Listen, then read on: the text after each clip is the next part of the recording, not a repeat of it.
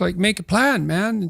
So when I was doing my clinical work, which I did a lot of career work with my clients, both at a beginner level, I would say, like really a beginner level, with people who had no employment whatsoever, no history of employment, who were undereducated and who lacked every skill you could possibly imagine. So these were people who were really in dire straits, up to people who were operating at the top of their profession, but who could still strategize forward. And so, for example, let's say you're at a dead end in your job. Okay, so I don't find my work meaningful.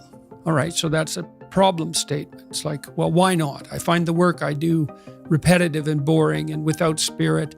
I have a bad relationship or a neutral relationship with my boss who doesn't know who I am. I have problems with coworkers. All of that needs to be differentiated, right, and analyzed in detail. So we might say, for example, let's say you believe that you're undervalued at work, and maybe you are.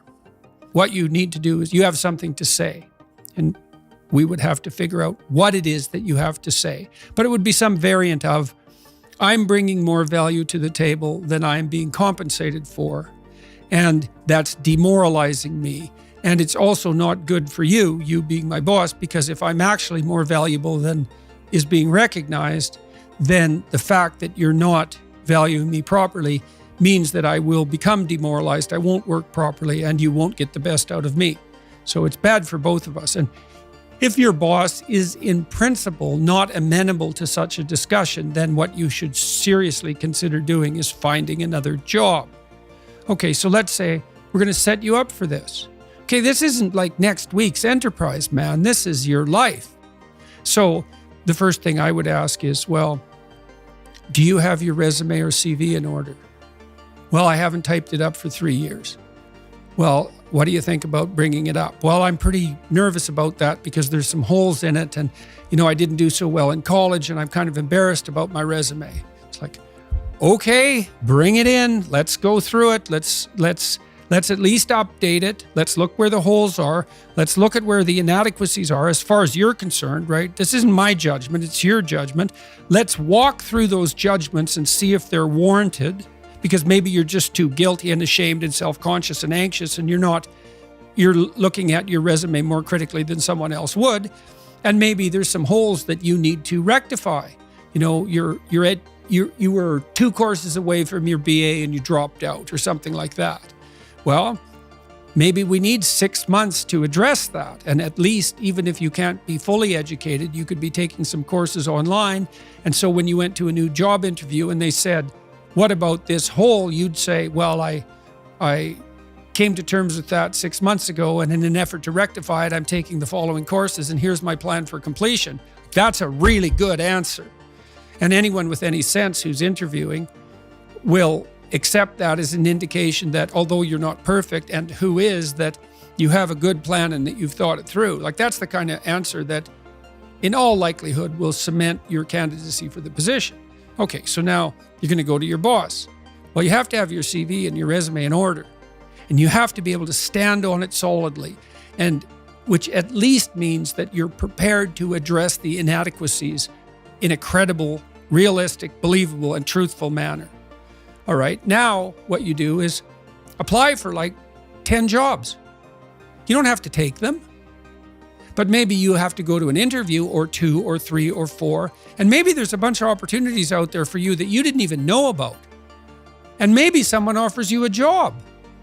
And so now you can go to your boss and say, here's the situation I'm in here at work. Here's my evaluation of the problems in relationship to me. Here's what I could do for you if you gave me a 40% raise and the opportunity to progress, but I'd like to see a plan for that. And I've been looking for other opportunities before conducting this discussion, and I have some. Well, then, if your boss treats you with contempt at that point and doesn't listen, then perhaps he or she is a little more narcissistic than might be optimal, and it's time to find a new job. But this isn't something you do trivially. And so when you're doubtful, say you're trapped, you ask yourself, well, why am I trapped? And that's a hard question, right? Because some of it's your own inadequacy, a lot of it. And all of the part of it that you can deal with is your own inadequacy. So even if it's unfair, even if you're hemmed in for any number of reasons, inappropriate, like ethnically predicated oppression, let's say, or maybe you're in a workplace that really is sexist in some fundamental sense. Well, that's not good. It's not just, it's not fair, it's not meritorious, all of those things. And maybe you shouldn't be there.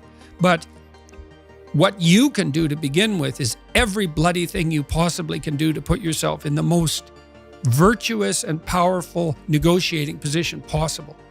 And you have to think like a snake in some sense. To do that, you got to get the details right. You have to be prepared to bite, and you have to have your eyes on the prize, so to speak. And people aren't taught this sort of thing ever, really. They're not taught how to negotiate. They're not taught how to goal set.